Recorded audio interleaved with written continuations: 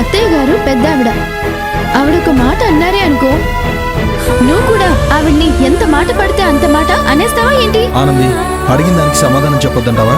అదేదో మంచిగా అమ్మా అది కాదమ్మా అని పక్కన కూర్చోపెట్టి ప్రేమగా చెప్పాలి కదా.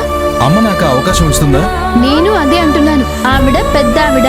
ఆ పెద్దవిడికి అంత ఆవేశం ఉంటే కుర్రాన్ని నాకెంత ఆవేశం ఉంటుంది? అయితే నేనింతే, నేను ఇలాగే ఉంటా, నేను ఇలాగే మాట్లాడతాను అని అంటావా? అలా ఏం లేదానంది. నేనేం మాట్లాడినా న్యాయం మాట్లాడతాను. అది కొంతమందికి నచ్చదు, దానికి నేనేం చేయనానంది. సరే, అది అలా ఉంచు. మా అమృత అక్కకి నగలు కొనే ముందు నాకు నువ్వు చెప్పావా? ఈరోజు దానివల్ల ఎన్ని మాటలు పడాల్సి వస్తుంది. అమ్మ మాటలు పట్టించుకోవద్దని చెప్తున్నానా? అమ్మ అంతే ఆనంది. ఏంటి అంతే? అత్తయ్య గారు అలా అనటంలో తప్పేముంది అశ్విన్? తన కొడుకు సంపాదన ఎవరెవరికో దోచి పెడుతుంటే ఆవిడికి బాధ కలగదా, కోపం రాదా? అమృత ఎవరు? నాకు అక్క. తనకి నగలు పెట్టాల్సిన అవసరం నీకేంటి?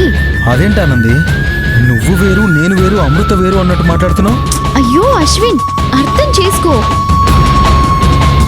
మనుషుల మధ్య అర్థం చేసుకోవటాలు ఉన్నప్పుడు ఏం చేసినా పర్వాలేదు. అత్తయ్య గారికి నేనంటేనే పడట్లేదు, అలాంటిది. ఆగదు, ఇప్పుడు నువ్వేమన్నావు? అమ్మకి నువ్వంటే పడదా? మరి అలాంటప్పుడు నువ్వు మా ఇంటికి రావడానికి అమ్మ అసలు ఎలా ఒప్పుకుంది? చెప్పానంది, అమ్మ ఎలా ఒప్పుకుంది? అసలు నువ్వు ఇంట్లోకి ఎలా వచ్చావు? చెప్పానంది, అమ్మ ఎలా ఒప్పుకుంది? అసలు నువ్వు ఇంట్లోకి ఎలా వచ్చావు? ఈ నెల రోజుల తర్వాత నువ్వు ఇంట్లో నుంచే కాదు, శాశ్వతంగా అశ్విన్ జీవితం నుంచే వెళ్ళిపోతానన్నావే, ఒట్టే.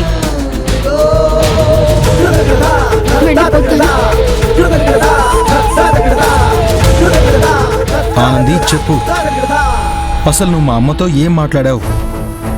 ఏం చెప్పి మా అమ్మ తిరిగి ఇంటికి రావడానికి ఒప్పించావు?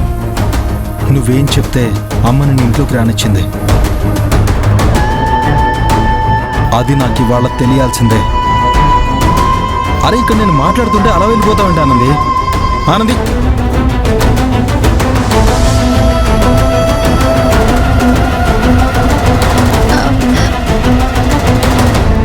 అశ్విన్, ఐస్ క్రీమ్ తినాలనుంది. ఐస్ క్రీమా? ఐస్ క్రీమ్ తినిపిస్తావా? నేను అడిగిందేంటి, నువ్వు అడుగుతుందేంటి? అబ్బా, ఐస్ క్రీమ్ తినిపించడం కుదురుతుందా లేదా? మాట మారిస్తే వదిలేస్తాననుకోకు. అమ్మకి నీకు మధ్య ఏం జరిగిందో నీ నోటితోనే ఏదో ఒక రోజు నేను చెప్పిస్తా. సరే, ఏ ఫ్లేవర్ కావాలి? నాకేమిష్టమో నీకు తెలీదా? దీనికేం తక్కువ లేదు, ఇప్పుడే తెస్తానుండు.